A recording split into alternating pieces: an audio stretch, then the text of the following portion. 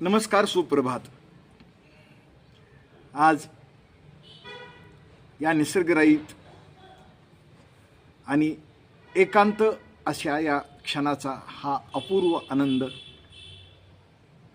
घ्यावा याकरता गार्डनमध्ये, आमच्या स्वतःच्या गार्डनमध्ये आज हा प्रयोग। तसं आपलं लाईव्ह हे दुकानात चालू असतं आणि लाईव्ह घेताना खूप बाहेरचा आवाजाचा डिस्टर्ब होतो पहा, आणि आपल्याला काही बोलायचे, आपल्याला काही व्यक्त व्हायचे, हे तितकंसं होत नाही। आणि याकरिताच आजपासून आपली लाईव्ह ही गार्डनमध्ये असणार आणि एकांतप्रियतेमध्ये विचाराचं प्रगटीकरण, वाङ्मयीन अभ्यास, संत विचारांचं चिंतन, तसंच लौकिक आणि पारमार्थिक प्रपंचिक जीवनातील आदर्शवत जीवन जगावं कसं, हेही या एकांत स्थळी खूप चिंतन होणार आहे पहा।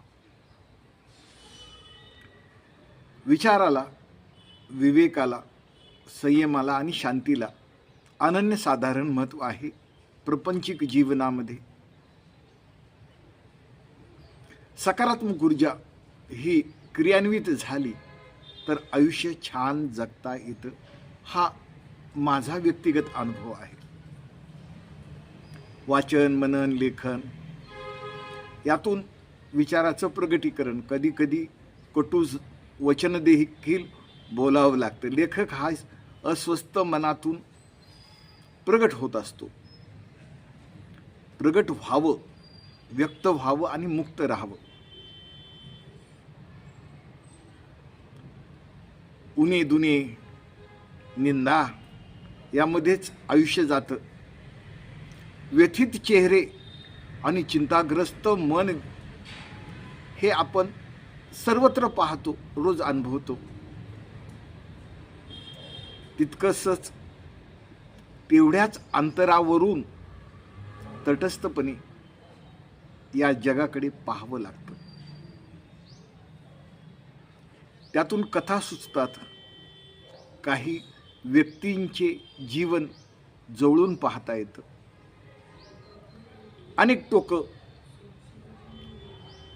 गरिबीत चाचपडत असणारी माणसांचं जीवन संघर्षमय आणि सुखवस्तू असलेल्या व्यवस्थेतील चिंताग्रस्त माणसांचं दुखणं, आजारपण हेही रोज पाहतोच, अनुभव हीच खात्री।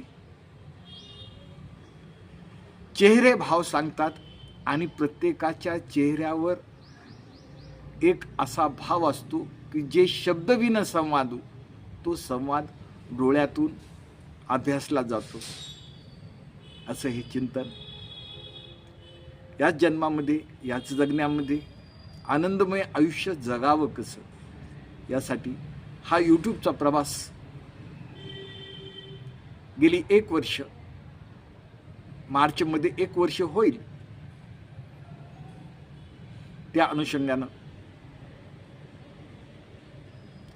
आपण प्रगट होत असतो, व्यक्त होत असतो आणि बोलावं लागतं, विचार मांडावे लागतात, कथा सुचतात। लेखनाचं अंग वेगळं, यूट्यूबच्या माध्यमातून बोलणं हे वेगळं,